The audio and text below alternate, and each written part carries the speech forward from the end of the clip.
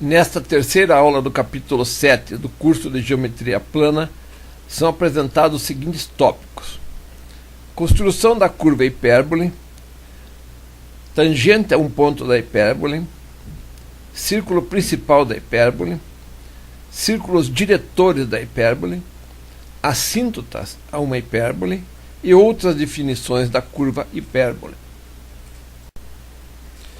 Neste primeiro slide dessa terceira aula do capítulo 7 deste curso de Geometria Plana, é apresentada a figura 7.7, que mostra o método de construção da hipérbole.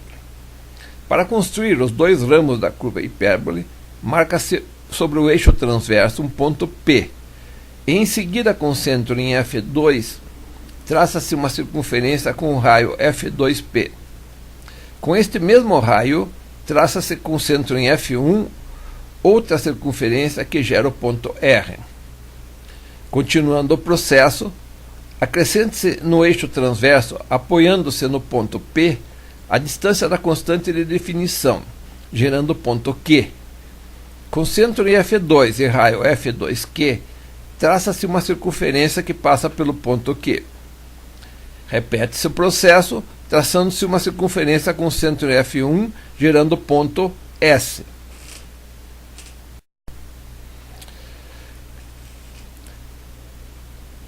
As intersecções das circunferências traçadas com centro em F2 e com centro em F1 geram os pontos M1, M2, M3 e M4.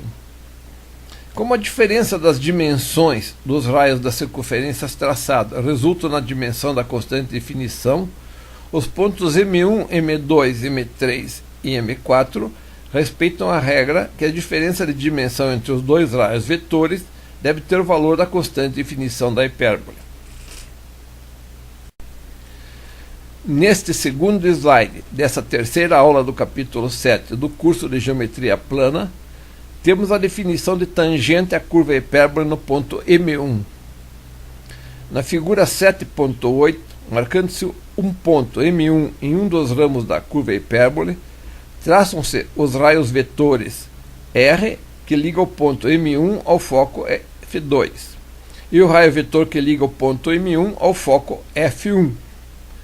Assim é formado o ângulo F1, M1, F2. Traçando-se a bissetriz deste ângulo, é obtida a tangente ao ramo da curva com foco F2 no ponto M1. Neste terceiro slide desta terceira aula do capítulo 7 do curso de Geometria Plana, temos a definição de círculo principal da hipérbole. O círculo principal da hipérbole possui centro no centro O da hipérbole e raio igual a metade da dimensão da constante de definição. O círculo principal da hipérbole é único. Neste quarto slide desta terceira aula do capítulo 7 do curso de Geometria Plana, temos a definição de círculo diretor da hipérbole.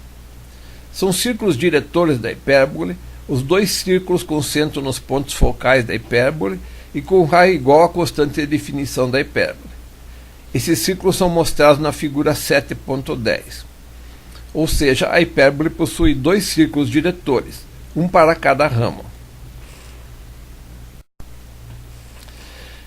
Este slide apresenta as propriedades das assíntotas de uma hipérbole. A figura 7.11 apresenta os dois ramos da curva da hipérbola e as assíntotas A1 e A2. São denominadas assíntotas os dois segmentos de rete que tendem ao infinito, onde se encontram nos pontos de tangência dos dois ramos das curvas da hipérbole.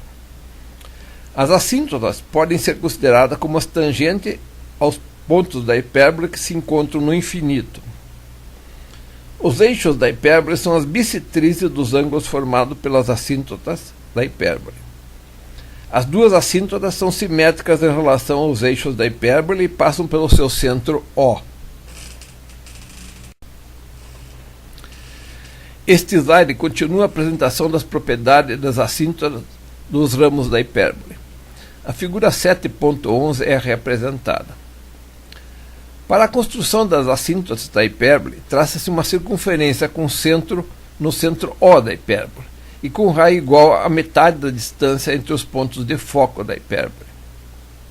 Traçam-se dois segmentos de retas perpendiculares ao eixo transverso nos pontos A1 e A2. Nos pontos de intersecção entre a circunferência e os dois segmentos de retas perpendiculares são marcados os pontos M, N, P e Q. Traçando-se pelos pontos P e N um segmento de reta e por M e Q outro segmento de reta, estes dois segmentos de reta são as duas assíntotas da hipérbole. As duas assíntotas passam pelo ponto central da hipérbole. Este slide continua a apresentação das propriedades das assíntotas dos ramos da hipérbole. A figura 7.11 é representada. Os quatro pontos M, N, P e Q formam um retângulo. Se o segmento de reta K construído entre os pontos A2 e Q tiver a mesma dimensão de metade da constante de definição da hipérbole, como já apresentado anteriormente, a hipérbole é equilátera e o retângulo terá a forma de um quadrado. Neste caso, as assíntotas são perpendiculares entre si. Neste último slide dessa terceira aula do capítulo 7 do curso de Geometria Plana, são apresentadas algumas definições adicionais referentes à hipérbole. A figura 7.11 é representada. A primeira definição afirma que a hipérbole é uma curva convexa, pois qualquer segmento de reta não a intercepta em mais do que dois pontos.